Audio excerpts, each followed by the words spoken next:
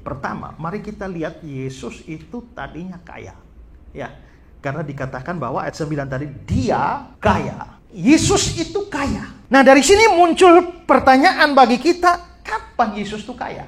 Sepertinya kalau kita lihat cerita mulai dari dia lahir sampai mati, itu tidak ada gambaran tentang Yesus itu kaya. Justru sebaliknya kita melihat bahwa dalam banyak fakta ada indikasi bahwa Yesus itu miskin. Di dalam Lukas 9 ayat 58 dia bilang, serigala punya liang, burung punya sarang, anak manusia tidak punya tempat meletakkan kepalanya. Artinya dia mau mengatakan, binatang saja tuh masih punya tempat untuk berteduh, aku tidak. Makanya kalau kamu mau ikut aku, timbang-timbang, hitung-hitung harganya dulu.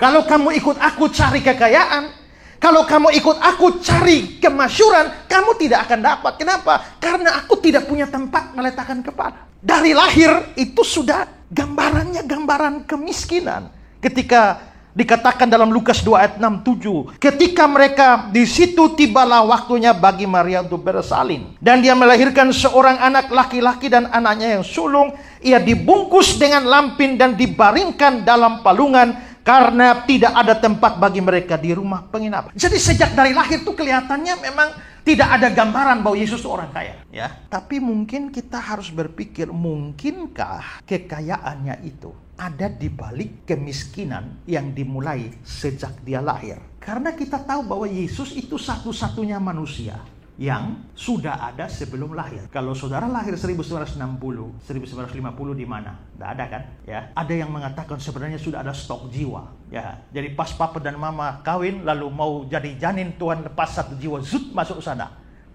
Jadi sudah ada sebelumnya. Tapi pandangan seperti itu tidak menemukan dasar yang cukup kuat di dalam Alkitab. Jadi pokoknya kita semua tuh belum ada sebelum kita ada dalam sebagai janin di dalam rahim ibu kita. Tapi Yesus berbeda. Dia sudah ada sebelumnya. Bahkan dia bilang, sebelum Abraham jadi, ku ada. Bukan hanya Abraham, lewat lagi dalam doanya, dengan kemuliaan yang kumiliki di hadiratmu sebelum dunia ada. Berarti Yesus lebih tua dari dunia. Nah, tiba-tiba dia masuk ke dalam dunia dalam keadaan miskin. Maka kita berpikir, mungkinkah yang dikatakan dia kaya itu adalah sebelum dia datang ke dalam dunia ini? Ya, di dalam Yohanes 17 ayat yang kelima tuh, kemuliaan yang kumiliki di hadiratmu sebelum dunia ada. Perhatikan, sebelum dunia ada, dia memiliki kemuliaan. Bukankah waktu dia star di dunia ini star dengan kehinaan? Tapi ternyata sebelum dunia ada, dia memiliki kemuliaan. Kalau begitu kita bisa menafsirkan di sini bahwa Yesus itu kaya. Pasti dia adalah kaya sebelum dia datang ke dalam dunia. Yesus itu kaya sebelum peristiwa Natal, ya. Dan karena dia, kita percaya bahwa dia bukan hanya sekedar ada sebelum Natal, tapi juga bahwa dia adalah pribadi ilahi dan dia adalah Allah sendiri. Maka kalau dia adalah Allah, itu berarti bahwa dia memang memiliki segala sesuatu. Dan dalam konteks seperti itu, kita bisa memahami dia kaya. Coba mari perhatikan kata-kata dari Albert Barnes. Dia bilang begini, dia dulu kaya, tapi bukan dalam dunia ini. Dia tidak mengesampingkan atau menanggalkan kekayaan di sini. Di dunia setelah dia memilikinya, karena dia tidak mempunyai kekayaan apapun. Dia bukannya mula-mula kaya dan lalu menjadi miskin di bumi. Karena dia tidak mempunyai kekayaan dunia. Keluarganya miskin dan orang tuanya miskin. Dia sendiri miskin dalam seluruh hidupnya. Maka itu harus menunjuk pada suatu keadaan kaya sebelum dia mengambil hakikat manusia. Dan ungkapan ini secara menyolok paralel dengan yang ada dalam Filipi 2 ayat 6 dan seterusnya. Dia dulunya kaya sebagai Tuhan dan pemilik dari segala sesuatu. Dia adalah sang pencipta segala sesuatu. Dan sebagai pencipta, dia mempunyai hak atas segala sesuatu. Dan untuk memberikan atau membagikan segala sesuatu. Dia Allah, dia pencipta. Dia punya segala sesuatu, dia berikan segala sesuatu. Berarti kaya dong. Dan ini mungkin adalah, bukan mungkin, ini pastilah orang terkaya di alam semesta ini kan ya. Karena bahkan alam semesta pun dia memilikinya. Ya. Nah kalau begitu, dia kaya sebelum dia datang ke dalam dunia. Dalam hal apa dia kaya? Perhatikan kata dari Warren Wiersbe. Dia bilang, dalam cara apa Yesus kaya? Jelas dia kaya dalam pribadinya karena dia adalah Allah yang kekal. Dia kaya dalam kepemilikannya, dalam posisinya sebagai raja atas segala raja, Tuhan atas segala Tuhan. Dia kaya dalam kuasa dan dia bisa melakukan apapun. Di dalam 1 Tawarik 29 ayat 11. Ya Tuhan, punyamulah kebesaran dan kejayaan, kehormatan dan kemasyuran dan keagungan. Ya segala-galanya yang ada di langit, di bumi, ya Tuhan. Punyamulah kerajaan, engkau yang tertinggi melebihi segala-galanya sebagai kepala. Kalau sudah begini, ya sudah pasti kaya. Ya Tuhan, punyamulah kebesaran dan kejayaan. Kita biasa nyanyi lagu seperti itu. Maka ini adalah kekayaan yang luar biasa.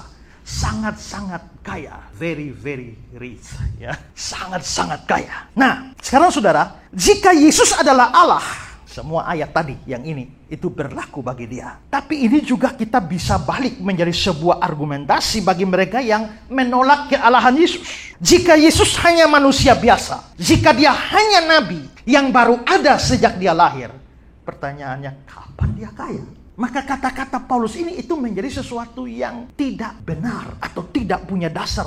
Jikalau Yesus adalah seorang nabi biasa, manusia biasa yang baru eksis, minimal sekian bulan di dalam rahim ibunya. Ya. Jika Yesus hanyalah sekedar malaikat, seperti yang dikatakan oleh saksi Yehova, maka ditanyakan kapan dia kaya. Kalau dia dulunya malaikat, saksi Yehova percaya pra-eksistensi Yesus. Dia sudah ada sebelumnya. Tapi ada sebagai apa? Sebagai malaikat. Kalau Yesus ada sebagai malaikat, malaikat tidak punya kuasa apa-apa atas alam semesta. Lalu dia kaya apanya? Maka harusnya dengan kata-kata Paulus bahwa dia kaya, menunjuk pada pra-eksistensi, maka itu harus merujuk pada kealahannya. Bahwa dia Allah, barulah dia kaya. Nah, kitab suci menjelaskan bahwa dia walaupun dilahirkan oleh manusia, tapi sungguh-sungguh adalah Allah.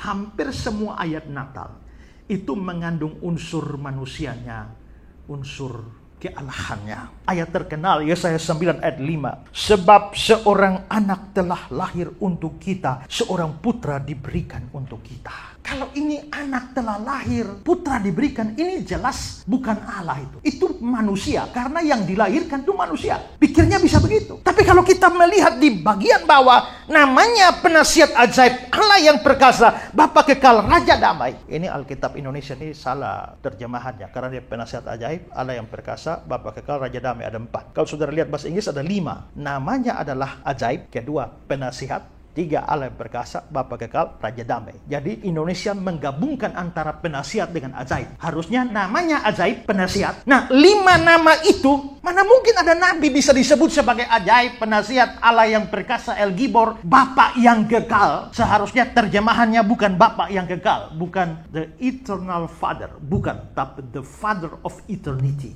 Bapak, sang Bapak dari kekekalan. Sang Bapak dari kekekalan maksudnya itu Bapak dari kekal. Kekal punya Bapak. Nah, saudara bayangkan kalau Yesus itu adalah Bapaknya kekekalan. Terus Yesusnya bagaimana? Apakah itu manusia? Raja damai. Itu bukan gambaran seorang manusia. Kalau kita mau melihat terpisah, tapi ternyata di atas bicara kemanusiaannya seorang anak telah lahir, tapi di bawahnya bicara kealahan. Maka Yesus itu memang adalah manusia yang dilahirkan di dalam Natal, tapi sesungguhnya dia adalah Allah sendiri. Karena itu jikalau dia kaya, maka dia harus ada sebelum dia dilahirkan, dan dia harus ada sebagai Allah. Maka sebenarnya di balik kata-kata dia yang dulunya kaya, kita harus percaya dia adalah Allah. Dia adalah Tuhan, pemilik, pencipta segala sesuatu. Orang lain mau tidak percaya, terserah mereka. Ya, saksi Yehova mau anggap dia hanya malaikat, Islam mau anggap dia hanya nabi, terserah mereka lah. Berdebat panjang lebar juga tidak habis-habis juga. Ya, nah, tetapi kalau kita percaya kitab suci kita jelas mengatakan Yesus adalah Allah, dan salah satunya secara implisit di balik kata-kata Paulus. Ya, Yesus itu kaya. Syukur kepada Tuhan. Jelang tahun kedua, Yayasan Karya Bakti Esra Solo terus berkiprah, dan semuanya tidak terlepas dari segala bentuk dukungan dari saudara-saudari simpatisan di seluruh pelosok negeri, bahkan di luar negeri. Karena itu kami begitu bersuka cita dan bersemangat dalam melayani. Dukungan saudara berupa dana telah memberkati begitu banyak pekerjaan Tuhan yang dipercayakan melalui yayasan kami. Pembangunan gedung sekolah Bioba yang masih dalam proses pengerjaan, perluasan wilayah pelayanan mobil pintar dengan dibukanya satu pos baca baru di daerah Kabupaten Kupang dengan jumlah anak binaan kurang lebih 50 orang anak. Program rutin mingguan Esra Soru menjawab. Program ini sudah menjawab sekitar 1.200-an pertanyaan selama 120-an episode berjalan. Penyaluran bantuan sosial berupa bantuan kesehatan, pendidikan, sembako, material pembangunan, dukungan dana bagi pelayanan hamba-hamba Tuhan dan gereja. Dan dengan segala fasilitas broadcasting dan multimedia yang cukup memadai, Yayasan Karya Bakti Esra Soru terus berupaya menjalankan visi dan misi pemberitaan Injil dengan cara yang lebih kreatif dan menarik melalui pembuatan film rohani lokal bertajuk Bukan Sebatang Toge yang akan segera tayang sebagai salah satu sarana penyebaran Injil yang efektif di era digital saat ini. Jika saudara diberkati dengan pelayanan kami dan rindu untuk terus mendukung pekerjaan Tuhan, jadilah berkat dengan menyalurkan persembahan saudara melalui nomor rekening yang tersedia. Setiap persembahan saudara akan digunakan sesuai kebutuhan pelayanan dan operasional yayasan. Tidak kata terbaik yang dapat kami sampaikan selain limpah terima kasih. Mari terus berkarya dan berbuah bagi Tuhan dalam setiap pekerjaan yang baik bersama Yayasan Karya Bakti Esra Soru. Allah Tritunggal memberkati. Shalom.